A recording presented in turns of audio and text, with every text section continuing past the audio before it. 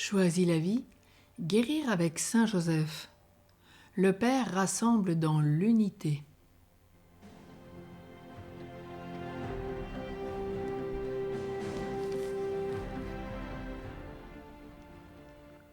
On a rapproché le mot Joseph de la racine Yassaf, qui signifie aussi réunir et rassembler.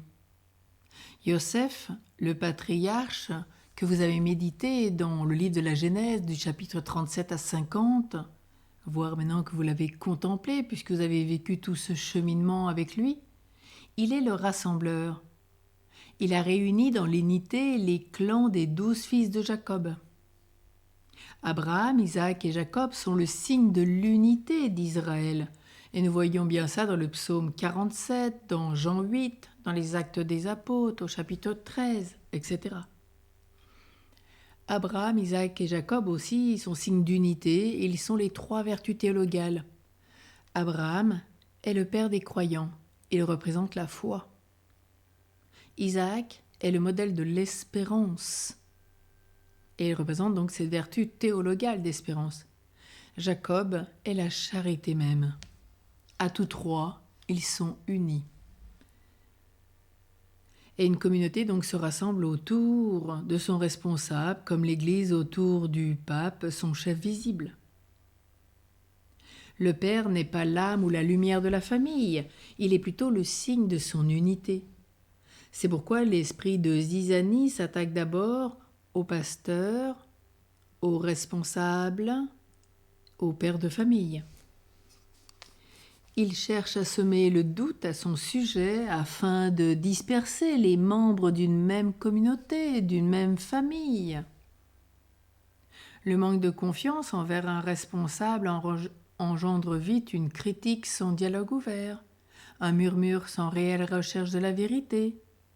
Puis vient la calomnie qui vise à écarter celui qui est garant de l'unité. C'est bien ainsi que s'installent les divisions entre frères dans les communautés humaines, ecclésiales, sociétales et familiales. Alors aujourd'hui, particulièrement, demandons bien à Saint Joseph et à la Vierge Marie de nous aider à être garants de l'unité, particulièrement pour ceux qui sont responsables et qui ont la charge d'être pères de famille.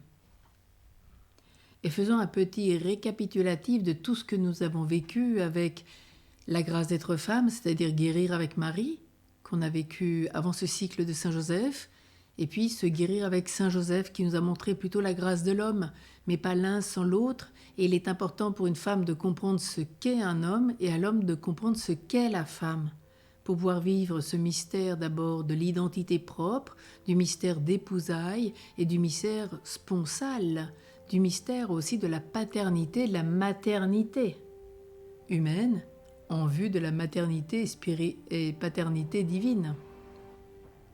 Et donc, en ce dernier Choisis la vie concernant la guérison avec Saint Joseph, nous faisons un petit récapitulatif. En Genèse, chapitre 2, verset 23, on avait bien vu que la femme, c'est le souffle spirituel, tandis que l'homme, il est invité à vivre sous la main de Dieu. D'où la kippa pour les Juifs, petit rappel qu'on a déjà vu. En Genèse, chapitre 1, verset 27, nous avions vu que la femme, elle est ouverture. Et l'homme est ce qui est tranchant, il est pointu et il fait mémoire. En Genèse 3, on a vu, verset 20, ou en Genèse 3, 17, ou en Genèse 4, 25, la femme, c'est la vivante, c'est la mère de tout vivant. Et elle communique, elle raconte. Adam, c'est le glaiseux, ou le glébeux, si on prend la traduction d'André Chouraki. En Genèse, chapitre 2, verset 21, et chapitre 2, verset 7, on voit que la femme, elle est tirée du côté d'Adam, puis bâtie comme un temple, alors que l'homme, lui, il est modelé à partir d'Adama, la glaise du sol, puis retranché du côté du cœur. En Exode 15, verset 20 et en Genèse 30, ainsi qu'en Matthieu 1, on voit Myriam, celle qui élève, Mariam la bien-aimée, et à la fois Mara, ce qui est ta mère pour la Vierge Marie. Elle est bien celle qui élève, la bien-aimée de Dieu. Elle vit dans l'amertume de toutes ses souffrances de sa vie. Tandis que Joseph est Yosef, il est l'augmentant, le retranchant. Et il est aussi Asaph, c'est-à-dire celui qui réunit et qui rassemble. La femme aussi est invitée à se placer sous le regard de Dieu, alors que l'homme est invité à rester sous la main de Dieu. La femme, elle, est en relation avec le monde spirituel, intuitive, prophète, à la première place dans la rédemption avec la Vierge Marie. L'homme, par contre, lui, est en relation avec le monde créé. Il est le gardien de l'heure, ici et maintenant, à la première place dans la création avec Adam, comme Joseph le sera. La femme ne naît pas de l'homme, elle enfante l'homme. Elle est une aide, un salut pour l'homme. Alors que l'homme, il naît de la femme. Il n'enfante pas la femme, mais il est à la tête, il est le chef de famille. La femme a un dynamisme enstatique, tandis que l'homme a un dynamisme extatique, intérieur-extérieur. La femme est sujet d'émerveillement de l'homme, alors que l'homme est sujet d'admiration de la femme. La femme est temple de la vie, elle reçoit, elle donne la vie, la porte, la nourrit, alors que l'homme donne la vie sans jamais la porter. La femme est mère par l'époux et non par le père. La maternité précède la paternité, désigne le père et prononce son nom. Pour l'homme, il est père par la mère, la paternité dépend de la maternité et elle rappelle à l'enfant ses origines, donc la mère. La femme est source de consolation, de tendresse, elle assure l'attachement de l'enfant.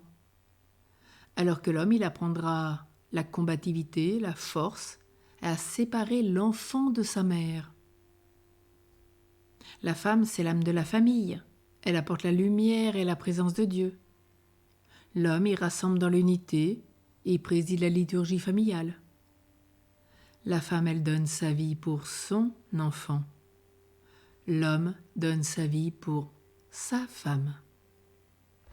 Voilà un résumé de l'homme et de la femme dans tout ce que nous avons vu. On s'est choisi la vie avec la grâce d'être femme et la grâce d'être un homme, soit avec Marie, soit avec Joseph.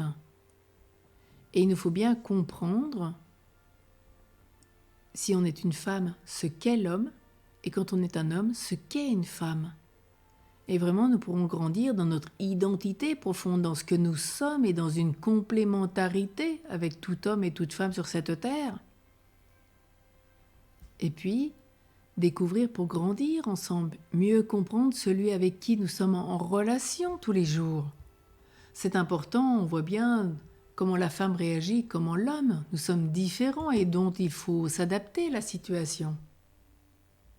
Et comprendre bien les origines, d'où nous venons, ce que Dieu attend de chacun d'entre nous.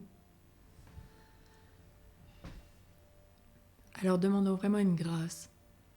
Prions Marie, prions Joseph, de nous donner vraiment la grâce de la guérison. Aujourd'hui se conclut ce cycle Guérir avec Saint Joseph et nous nous retrouverons demain Guérir avec l'enfant Jésus. Méditez bien et priez bien Saint Joseph, la Vierge Marie et l'enfant Jésus. Ils nous accompagnent tous les trois au cœur de cette sainte famille pour nous aider dans cette élévation personnelle, sponsale, dans cette grâce de paternité, qu'elle soit humaine ou spirituelle, de même dans la maternité humaine ou spirituelle.